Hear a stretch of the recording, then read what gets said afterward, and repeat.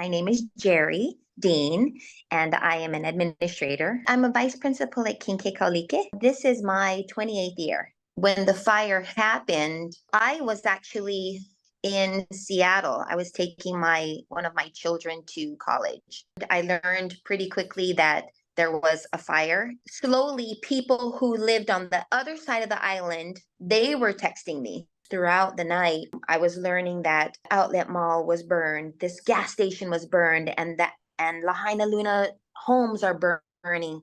And I was starting to get, wait, what? This has never happened before. And immediately I tried to get a hold of my children, and the phone service was completely out. I ended up flying home the very next day, but it took me 3 days to find my children. We couldn't get into Lahaina. It just seemed like chaos, no communication, just so much fear. My children ended up being, thank God, safe. Other challenges that the community has faced is, even to this day, we haven't been able to go to our homes yet, almost going on 2 months, and we haven't been able to even see our property. That has come with its own set of challenges as far as being able to move forward with things that we need to move forward with. Fortunately, I had a home. That really is a fortunate thing, because immediately we had home insurance and we had access to rental money. And so, whereas a lot of people that didn't have homes, you might know what situation they're going in. They're still trying to find housing.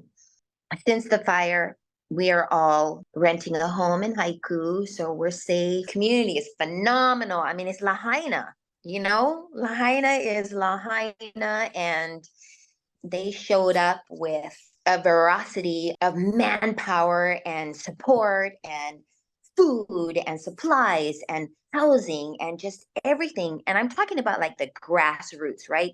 The grassroots of our community.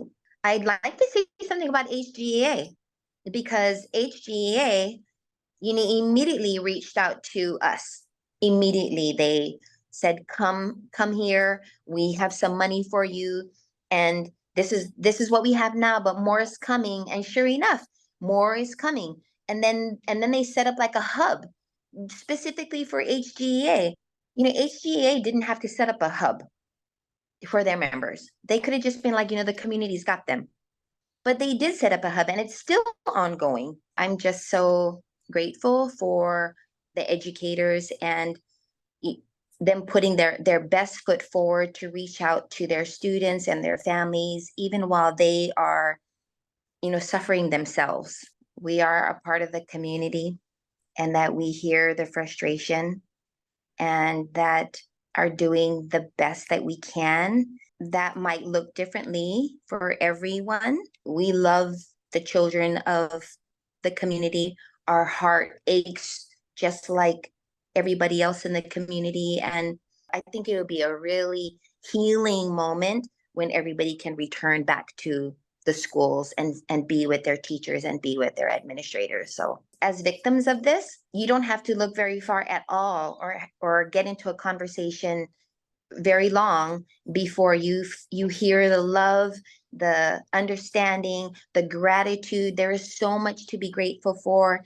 And as a community, because Lahaina community is so strong, the healing as a community has been so helpful. It's going to be a long road, but I speak for many, many people when it comes to expressing our gratitude and love for the community of Lahaina.